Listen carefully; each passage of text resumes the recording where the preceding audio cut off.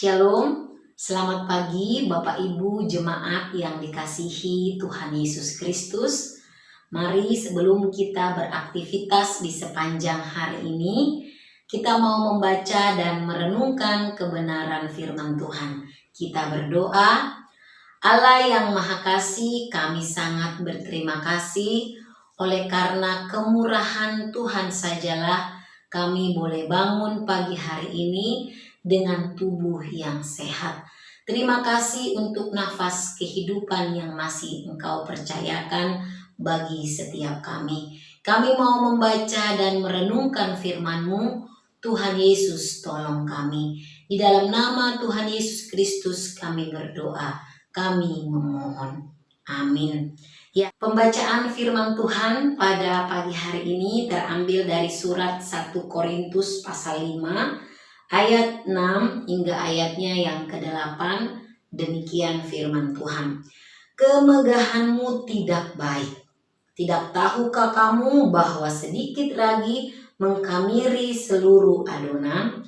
Buanglah ragi yang lama itu supaya kamu menjadi adonan yang baru, sebab kamu memang tidak beragi, sebab anak domba Paskah kita juga telah disembelih, yaitu Kristus. Karena itu, marilah kita berpesta bukan dengan ragi yang lama, bukan pula dengan ragi keburukan dan kejahatan, tetapi dengan roti yang tidak beragi, yaitu kemurnian dan kebenaran. Ya, Bapak Ibu, saudara-saudara yang dikasihi Tuhan, teks 1 Korintus pasal 5 ini berbicara tentang nasihat yang diberikan oleh Rasul Paulus kepada jemaat yang ada di Korintus. Ada dua hal yang ditegur oleh Rasul Paulus. Yang pertama adalah jemaat yang jatuh ke dalam dosa percabulan, di mana dikatakan ada percabulan di antara kamu. Tentu ini adalah dosa yang tidak disukai oleh Tuhan, hal yang tidak berkenan di hadapan Tuhan. Mereka yang sudah percaya mengalami karya keselamatan Tuhan, harusnya dosa-dosa yang demikian tidak ada di antara mereka.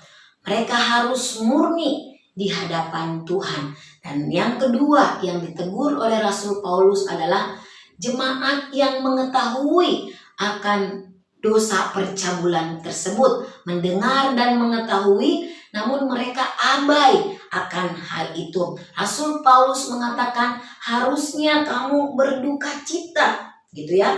Kemegahanmu itu tidak baik, artinya sikap acuh tak acuh yang mereka tunjukkan ketika mereka melihat dan mendengar ada dosa percabulan di antara jemaat, tapi mereka mengabaikan, seolah-olah tidak peduli dan lain sebagainya.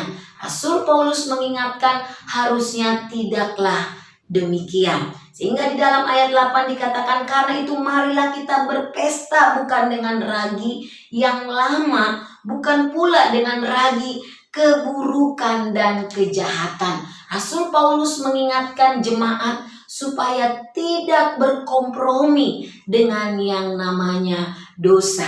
Karena anak domba Paskah telah disembelihnya. Kristus yang sudah mati di atas kayu salib sudah memurnikan mereka dengan kebenaran, sehingga harusnya hidup mereka memuliakan nama Tuhan. Dosa-dosa percabulan itu tidak ada lagi di antara mereka.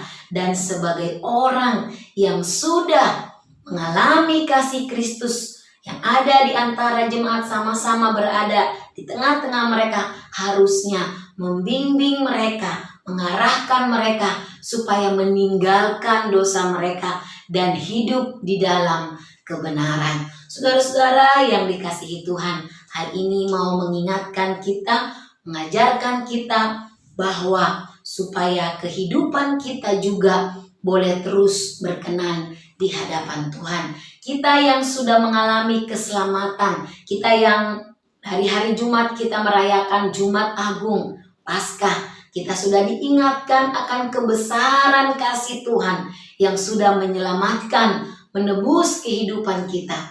Marilah kita hidup memuliakan Tuhan. Kita tinggalkan segala dosa-dosa di dalam kehidupan kita. Dan ini pun juga mengingatkan kita ketika ada saudara seiman kita yang jatuh ke dalam dosa, mari kita boleh mengingatkan mereka, merangkul mereka. Kalau kita berat menegur mereka, mungkin kita sungkan dan lain sebagainya, kita doakan mereka supaya mereka, saudara kita ini kembali ke jalan yang benar, supaya mereka boleh hidup di dalam kemurnian dan kebenaran.